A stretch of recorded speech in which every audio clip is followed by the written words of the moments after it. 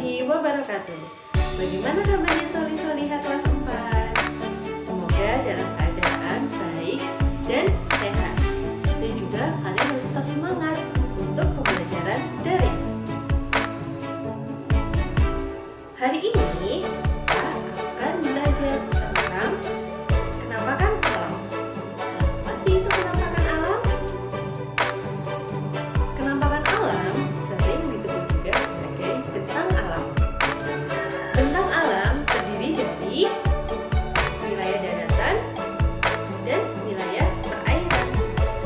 Mari kita pelajari satu persatu.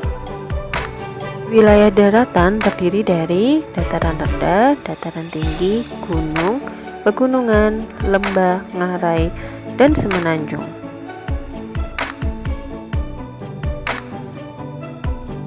Dataran rendah.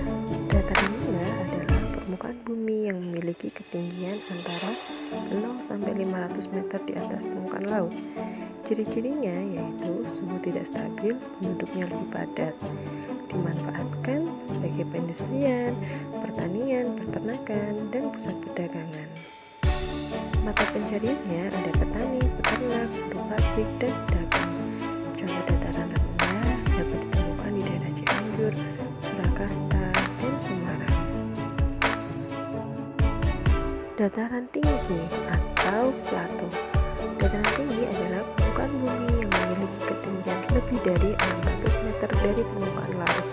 Ciri-cirinya udaranya sejuk, terbentuk dari sisa-sisa letusan gunung berapi, dan dimanfaatkan untuk pertanian, perkebunan, peternakan, dan wisata.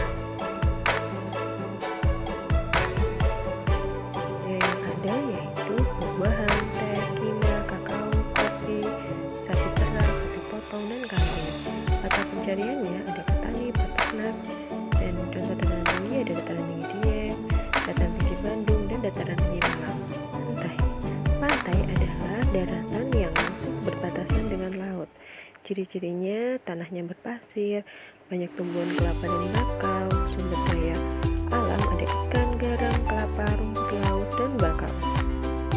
Pemanfaatannya dapat digunakan untuk tambak ikan, petani garam, petani rumput laut, dan pariwisata. Mata pencariannya ada nelayan, petani garam, petani rumput laut, petani kelapa, dan tour guide. Gunung. Gunung adalah tanah tinggi menjulang lebih tinggi daripada wilayah lainnya dengan ketinggian lebih dari 1000 meter di atas permukaan laut. Gunung dibagi menjadi dua, ada gunung berapi dan gunung mati.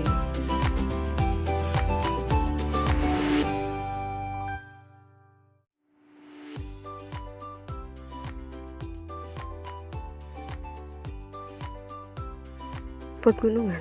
Pegunungan adalah rangkaian gunung dan bukit. Pegunungan dapat berupa daerah gunung berapi maupun gunung yang tidak berapi. Ini ada Pegunungan Jayawijaya, Pegunungan Bukit Barisan. Lembah. Lembah adalah wilayah yang diapit oleh dua tebing atau bukit.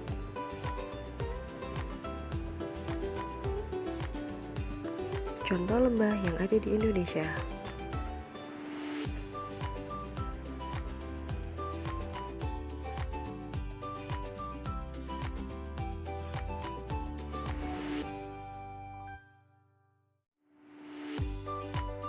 Ngarai. Ngarai adalah lembah yang dalam dan sempit dengan lereng yang sangat curam. Tanjung dan semenanjung. Tanjung adalah daratan yang menjorok ke laut. Tanjung yang luas disebut sebagai semenanjung. Tanjung biasanya dimanfaatkan sebagai pelabuhan. Wilayah perairan terdiri dari sungai, danau,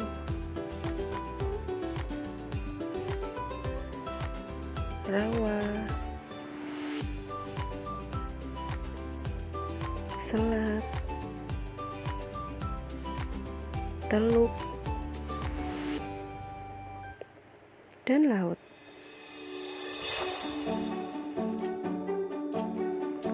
Sungai adalah air tawar yang mengalir dari tempat yang lebih tinggi ke tempat yang lebih rendah. Fungsinya yaitu sebagai sumber energi listrik, sarana transportasi, tempat rekreasi, tempat budidaya ikan, sumber air. Danau. Danau adalah cekungan besar di permukaan bumi yang digenangi oleh air, bisa air tawar maupun air asin. Danau dibagi menjadi dua, ada danau vulkanik dan danau tektonik.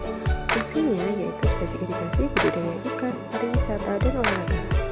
Jenis-jenis danau dibagi menjadi dua, ada danau tektonik dan danau vulkanik. Danau tektonik danau yang terbentuk karena proses matahari, sedangkan danau vulkanik terbentuk karena letusan gunung berapi. Rawa. Rawa adalah daerah rendah yang tergenang oleh air dan tertutup oleh tumbuhan-tumbuhan air. Biasanya rawa dibagi menjadi rawa air tawar, rawa air asin, dan rawa air payau. Selat adalah laut sempit di antara dua pulau. Manfaat selat sebagai jalur transportasi laut. Contoh-contoh selat kalian baca sendiri ya.